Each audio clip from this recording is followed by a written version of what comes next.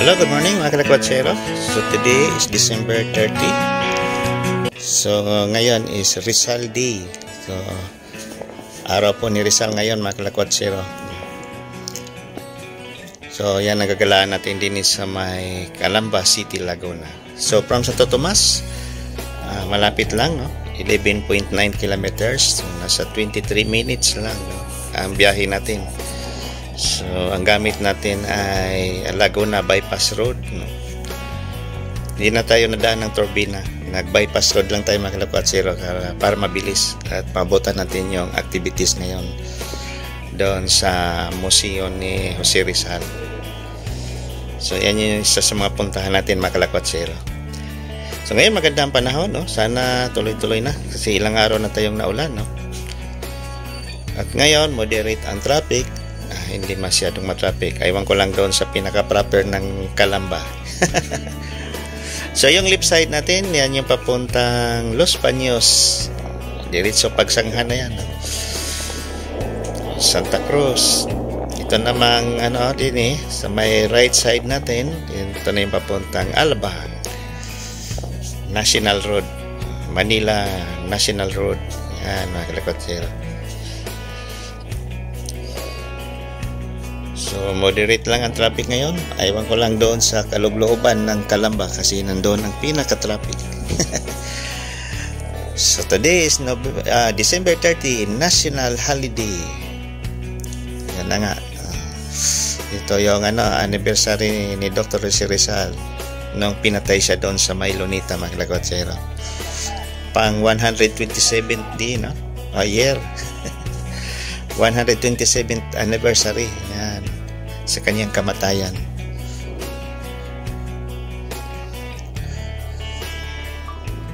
So medyo tagal na pala mga kalakwatsero. 1896 pa yun, no?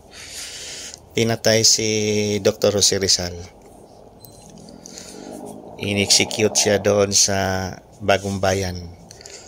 So yan na yung Rizal Park ngayon. Lunita Park pala. Doon siya pinatay mga kalakwatsero. Din itong puntahan natin sa Calamba, yan yung yung pinakabahay nila. Yan. So yan ang tinatawag na Rizal Shrine in Calamba or Museo de Jose Rizal. So yan yung gagalain natin mga kalakwatsero. Bisitahin natin yung bahay ni Jose Rizal. So yung bahay ni Jose Rizal din sa may Calamba, na yan, no? Naging national shrine na yan ng Pilipinas. Dineclare na yan ng National Historical Commission of the Philippines, yung bahay ni Jose Rizal din sa may Calamba mga kalakwatsero. So katabi lang yan ng St. John the Baptist, no? At saka City College ng Calamba. Magkadikit lang yun.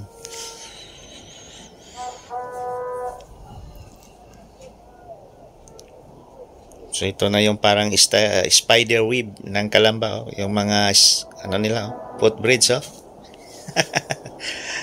Sana ganito sa Santo Tomas, no? Di ba? Walang masyadong disgrasya, walang masagasaan kasi nasa footbridge nadaan yung mga tao. Lalo na ngayon may SM dyan sa Santo Tomas. Dapat ginawa na yan ng footbridge, no? Hintayin pa na maraming makadisgrasya. Kasi sobrang risk talaga yung mapunta ka ng SM, Santo Tomas. Kahit saan-saan na lang yung nadaan yung mga tao mga kalakwatsero. So ito na yung Rizal Shrine.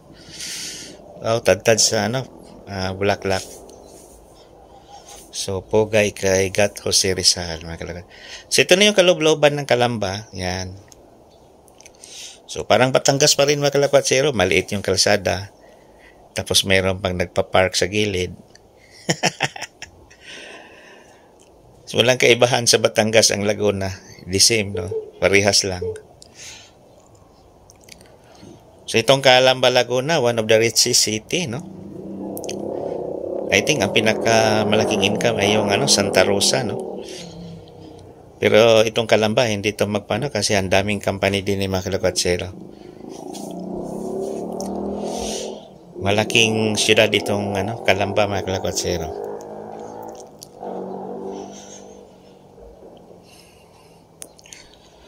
So one way lang kasi, mamaya iikot tayo doon sa kabilang side. Parang dadaan tayo din sa may likod ng simbahan ng Calamba. Tapos maglilip turn tayo mga kalakwatsero.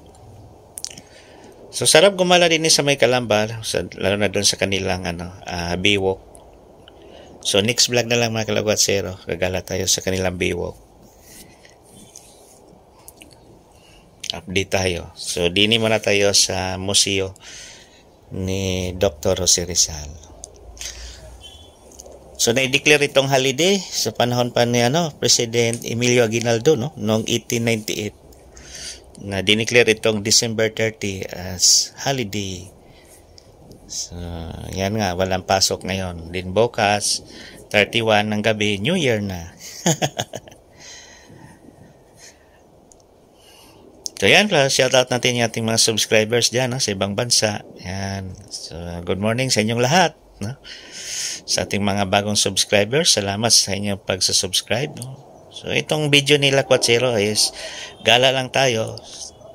Gala, food trip, yan. Yan ang talagang ginagawa natin mga Kwatsero. Sa mga lugar na hindi nyo nagalaan, so manood na lang kayo din sa ating mga videos. Mas nasanayan ko na magmotor mga Kwatsero. Yung 4 wheels ko wala na. Hindi na nagamit. Ito na pala yung likod ng simbahan ng St. John. So imagine yung mga Kwatsero, yan yung simbahan, tapos ang bahay ni Jose Rizal nasa opposite side lang. Kaso lang hindi tayo makapasok, may harang, bawal. So katapat lang yung bahay ni Jose Rizal. So yan, mamaya ikot tayo. Kung wala pang activities ngayon, doon na sana tayo papasok. Kaso lang may harang. So ito na yon, dito ang matraffic mga Kwatsero. So ito na yung lugar ng ating national hero na si Dr. Jose Rizal. So kung mabasa niyo yung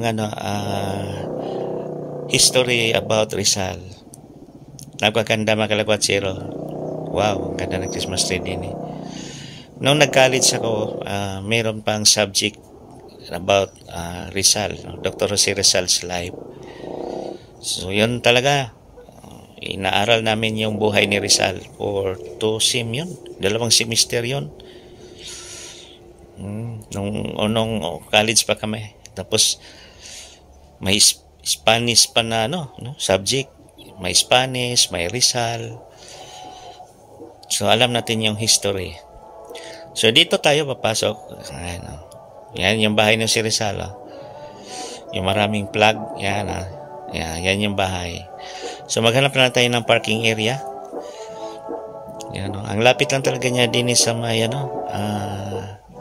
St. John na simbahan.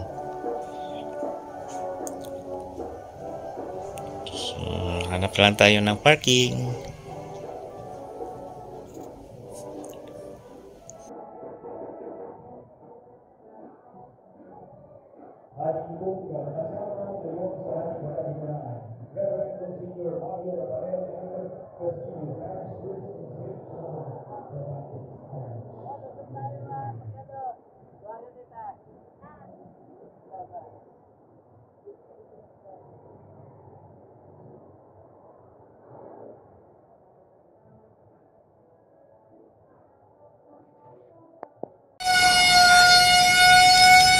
Yan, timing yung pagdating natin mga Kwatsero, mag-start na yung program. So, national anthem na pala. Naka-prepare na. So, nandyan ang ating butihing mayor. Si Rizal din, ang apelyido. Nandyan lahat. Ating mga konsehal at sa kasangguniang kabataan. Lahat nandun ngayon. So yan na yung bahay ni Dr. Jose Rizal. Yan, start na tayo mga Kwatsero.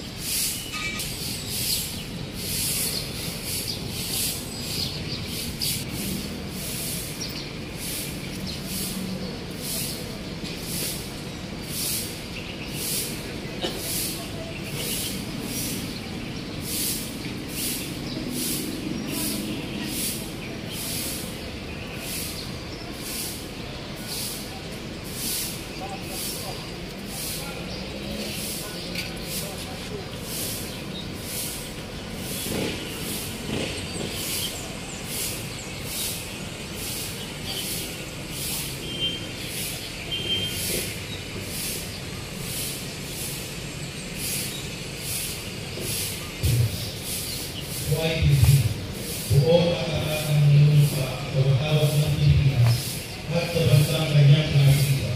Pagkataman, patago niya at kaya lapit ang Diyos ng sambayan ng Diyos, mga tao, mga kalikasan at mga bansa.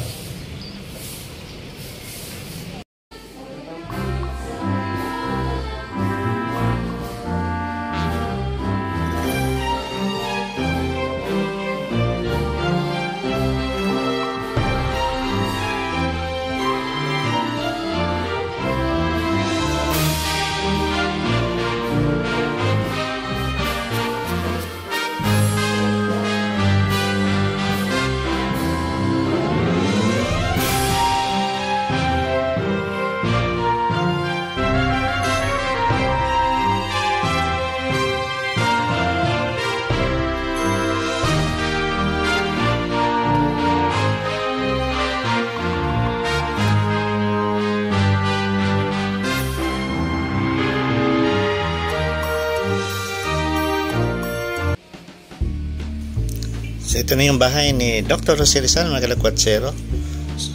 So ito ay ano na to, parang renovation na to, mga kalakwatsero, kasi ang pinaka-original talaga nasira na noong World War II.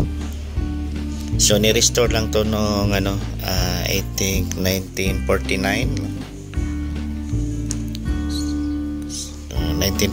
nga, mga kalakwatsero, sa panahon ni President Elpidio Quirino. Dinatapos siya 1950 sa halagang 24,000 piso. Noong una, mga kalakwatsero, 24,000 malaking pera na yan. Baka 2.4 million na yan noong unang panahon. So yan, walang traffic. Ang traffic nasa kabilang side. So renovate na lang to. Pero nandyan pa rin yung mga original na mga parang hindi lahat mga gamit. Parang ni-restore lang siya kasi nasira to noong World War II. Parang na-demolish nga itong bahay na to eh.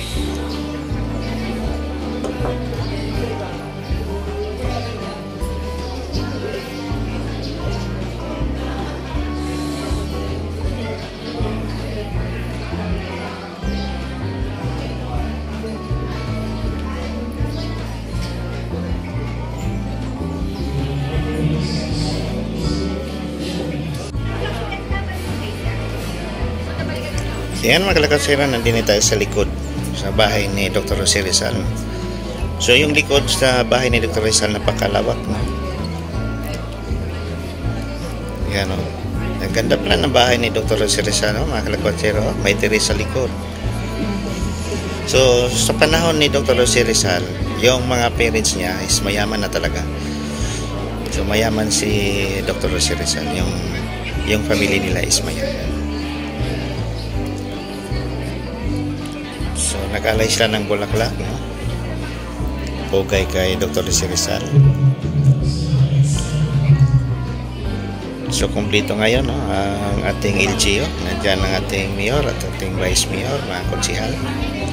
Ating iski nandyan. So ito na yung mga guard. Yan, no? Grabe, ang ganda pala din sa likod sa bahay ni Dr. Jose Rizal, mga kalakwatsero. Napakalawak. So sa history, dito daw naglalaro si Jose Rizal nung bata pa. Napakalawak pa yung likod nila, ang daming prutas.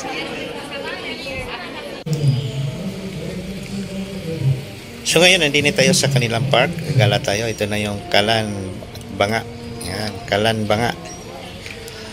So ang Kalamba kasi galing sa pangalang Kalan at Banga, mga kalakwatsero. So ito yung isa sa mga tourist spots din sa may Kalamba, itong Kalan at Banga. Kalamba yan. So ito yung park talaga nila, plaza. Grabe, ng bahay ni Dr. Jose Rizal malapit sa plaza, malapit sa simbahan. Malapit lang din to sa Biwok, mga kalakwatsero. Malapit lang sila sa Biwok. So, sunod na lang tayo gagala sa Biwok. Yan, 360 degree. So, yan yung simbahan, yung St. John Parish the Baptist. So sarado ngayon mga kalakwatsyero, hindi tayo makapasok sa simbahan. Ayan na yung St. John the Baptist. Yan, tinayo pa yan sa panahon ng mga Kastila. Sobrang ano na yan, no? Lumang-luma na yan ang simbahan. Din ito na yung park. Yung Kalan at Banga. Ang ganda naman ng disenyo, no? So ito na pala yung pinaka-plaza, yung park nila. At saka may stage din eh, sa may left side. So din yan, napakaluwag. Siguro, ang daming nagsusumba dito pag Sabado. Yan, napakaluwag yung plaza nila din eh. Yan. So ito na yung ano, palibot ng plaza o park nila. Yan. So yan yung stage. Para din sa Lipa mga kalakwatsyero, pag kayo ay napunta ng Lipa, ganito rin, no? Simbahan, tapos gilid yung park nila, may stage. So ganon siguro ang mga disenyo ng mga Kastila noong unang panahon mga kalakwatsyero, no? Pag may simbahan, may park. Yung iba nga may munisipyo pa sa kabila eh. Malapit ang munisipyo. Doon sa may Pila, Laguna. Ayan. Maganda din doon mga kalakwatsyero sa may Pila, Laguna. Simbahan, park, tapos munisipyo. Nagtapatan sila. Opposite side yung munisipyo. So ang ganda pala doon sa Pila. Babalik kayo mga kalakwatsyero. Matagal na tayo hindi nakagala doon. Roselia Rizal, City Mayor. So balik tayo doon mga kalakwatsyero.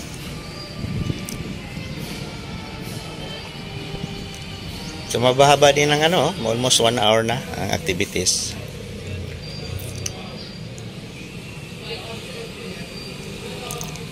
So papasok pala tayo mga kalakwatsyero, no?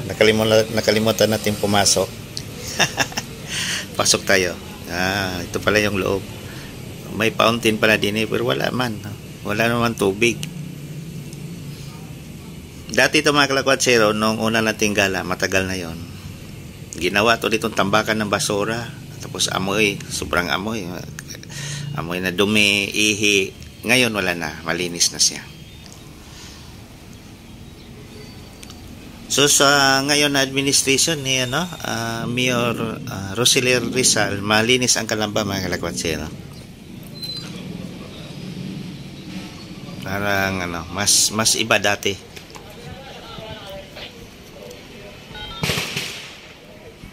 Yan, ang ganda ng bahay ni Jose Rizal. Ang laki ng lawn ng bahay nila.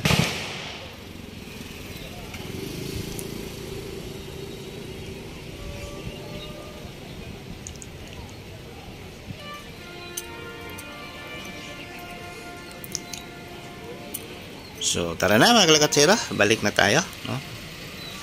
So, ito yung simbahan, no?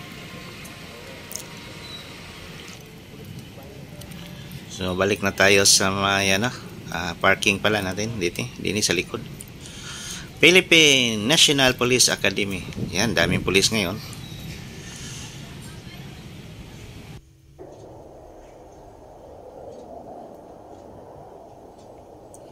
So tara na, pabalik na tayo ng Santo Tomas City, Batangas. Medyo na traffic na din oh. Nako, sobrang traffic.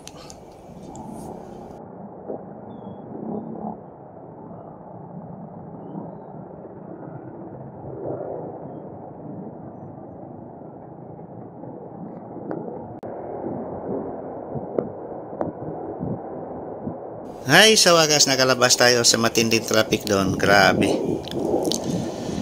So ganito ang Kalamba mga kalakwatsyero pag walang traffic, normal lang yan. Ang ganda naman din sa Kalamba. So ayan So daming din kainan Dami ring galaan din sa Kalamba. Daming pasyalan. Din sa unahan ng Kalamba, yung Pansol, kung gusto nyo maligo, ng hot spring, ang lapit lang din Pero mas malapit ang Santo Tomas sa hot spring mga kalakwatsyero, doon sa Pansol. Malapit ang Santo Tomas. Kasi may shortcut road doon sa may San Felix. Los Baños ng labas mo So matagal na tayong hindi nakaligo sa Pansol, no? Baka this coming summer. So mag-ingat kayo din sa Calamba, no? Kasi one way ang kalsada. Pag nagkamali kayo, nako, napakahigpit pa naman din. So ito na yung mga mga skyway nila. Nako, naligaw tayo mga kalakwatsero. Balik tayo, baka mahuli tayo. So yan yung footbridge mga kalakwatsero. Footbridge, ang dadami, no? Parang spider web. So tara na, balik na tayo ng Santo Tomas. Mag-bypass road naman tayo uli. So dito na tayo mga kalakwatsero. Maraming salamat sa pagmanood. God bless us all. Thank you. Bye-bye.